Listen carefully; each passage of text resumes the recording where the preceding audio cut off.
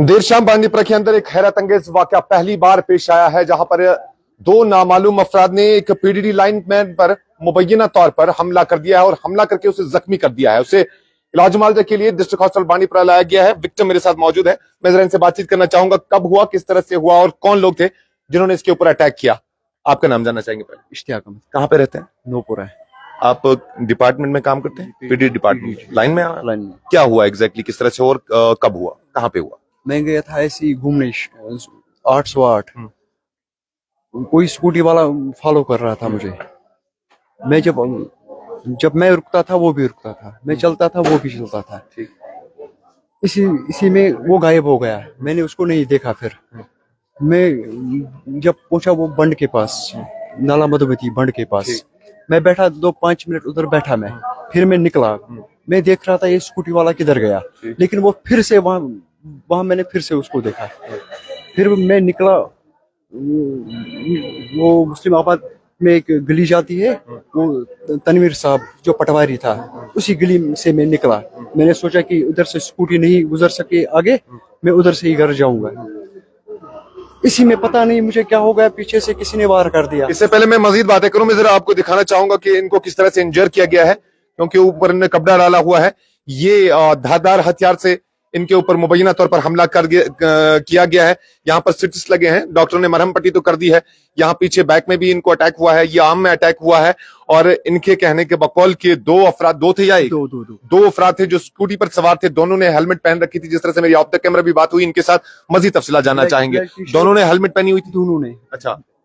जो मेरे पीछे था ब्लैक टी शर्ट वाला और ब्लू पैंट था और सिल्वर कलर की स्कूटी थी। स्कूटी पे नंबर प्लेट नहीं था। अच्छा जी ठीक। घर से ही आपका पीछा हो रहा था या आधे रास्ते में वो आपका ताकुब कर रहे थे? मुझे लग रहा है कि घर से ही। घर से ही। जैसे आप घर से निकले आपको शक हो गया कि कोई आपका पीछा कर रहा है। तो कितनी देर तक ये पीछा आपका रहा? 8 से 8 तक।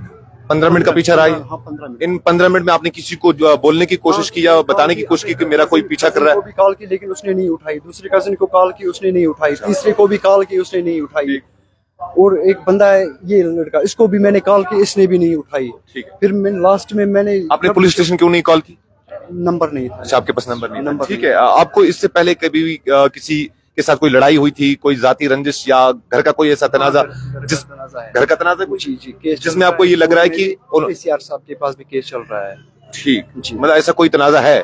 आपको शक है कि उन्होंने किया? शक है क्योंकि 2-4 थ्रेट मिला था आपको? थ्रेट मिला था। अच्छा हाँ। थ्रेट मिलने के बाद आपने कोई पुलिस को मुतल्ला किया था? एसीआर साहब को मैंने बोला था। एसीआर साहब को उसने बोला कि कोई बात नहीं, मैं आऊंगा।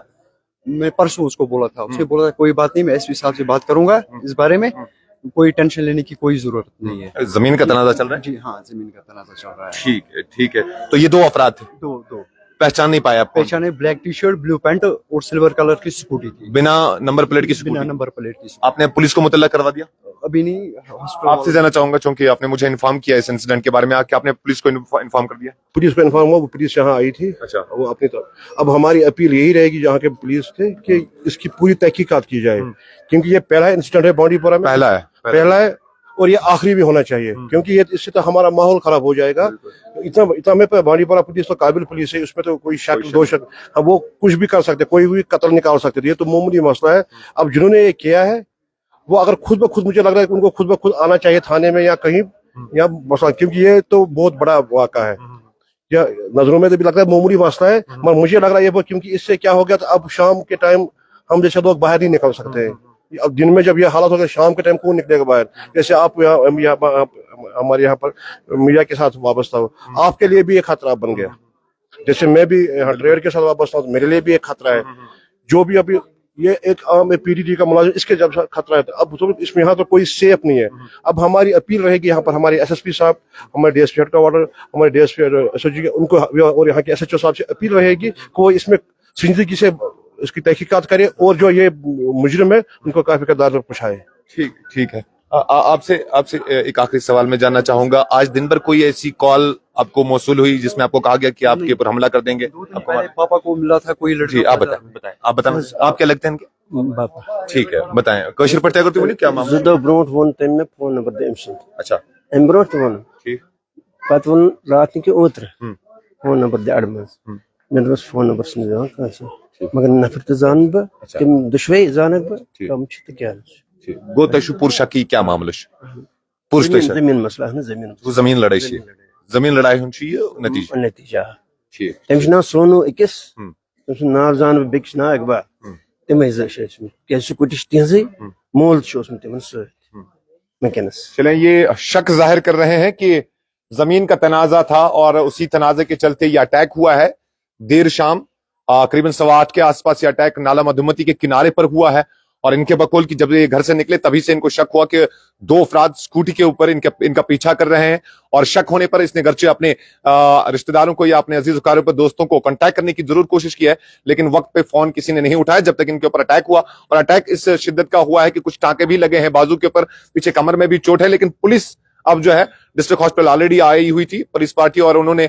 इस चीज का जो है मुशाहिदा किया होगा और वाकई की जो रिपोर्ट है वो दर्ज की होगी अब मजीद तफ्तीश में होगी मजीद इंक्वायरी होगी लेकिन ये बात काबिल जिक्र है कि बांडीपुरा के अंदर ये पहला ऐसा वाकया है कि जिसमें देर शाम इस तरह से किसी के ऊपर किसी भी मसले को लेकर तेज धारदार हथियार से हमला किया जाता है और उसे जख्मी कर दिया जाता है यह अपनी नवियत का पहला वाकया है इसके बाद अब देखने वाली बात यही होगी कि इन अटैकर्स को जिनने मुबैना तौर पर अटैक किया है उनको कैफरे किरदार तक पहुंचाया जाएगा और बांडीपुरा जिस तरह से एक अमन वाला डिस्ट्रिक्ट है महफूज डिस्ट्रिक्ट समझा जाता है इसमें आइंदा किसी इस तरह का कोई वाकया पेश ना आए दोबारा उस चीज को लेकर साबिका ट्रेड प्रेसिडेंट जो है शमशाद साहब वो अपने तासुरात जाहिर कर रहे हैं क्या समझ रहे हैं आपकी बांडीपुरा में इस तरह से ये वाकया जो हुआ है आइंदा खुदा न खास्ता कभी ऐसा ना हो क्या चाहेंगे पहली बात हम इसकी मजम्मत करते हैं क्योंकि बांडीपुरा में आज तक ऐसा कोई वाकया हुआ नहीं है अब जो आज ये वाकया हुआ है मैंने पहले भी बोला कि जो हमारे यहाँ पर एडमिनिस्ट्रेशन है या हमारे जो एसएसपी साहब है डीएसपी साहब है जो बाकी पुलिस के एहलकारान या एसएचओ साहब है हमारी उनसे यही अपील रहेगी कि इसके लिए वो खास कुछ एक टीम बनाए और इसकी स्पेशल तहकीकात की जाए जो भी हो चाहे इनका घरेलू मसला कोई भी मसला में उसके साथ कुछ नहीं है मगर ये एक आदत बन जाएगी आप देखो इस वक्त ड्रगर भी बहुत है ये हम एक आम आदमी के लिए अभी खतरे की घंटी बज गई यहाँ पे इस घंटी को बजने से पहले ही हमें तोड़ना है हमारी यही रहेगी अपील हम यहाँ के एडमिनिस्ट्रेशन से और यहाँ के एसएसपी साहब से डीएसपी साहब से कि इस पे वो खुद ब खुद तहकीकात करें और जो भी है मुलविसीन है उनको सख्त से सख्त सजा दी जाए चलिए बहुत बहुत शुक्रिया तो सदर अस्पताल बांडीपुरा से बराह रास्त ये तस्वीरें और ये वाकया देर शाम पेश आया है आपने मुतासरा शख्स को सुना उनके वालिद को सुना और आपने इनके एक रिश्तेदार को भी सुना जो साबिका ट्रेड प्रेसिडेंट भी रह चुके हैं और अब ये उम्मीद लगा रहे हैं कि वाकई इसमें कार्रवाई होगी और ठोस कार्रवाई होगी ताकि मुस्तकबिल में ऐसी कोई घटना या ऐसी कोई वारदात इस पूरमन डिस्ट्रिक्ट में ना हो उसको लेकर ये अब अपने तासुरात जाहिर कर रहे हैं अपना ख्याल रखिएगा देर शाम ये वाकया पेश आया है और कश्मीर आउटलुक के जरिए से पहली ब्रेक आप तक मिल रही है अपना ख्याल रखिएगा अस्सलाम वालेकुम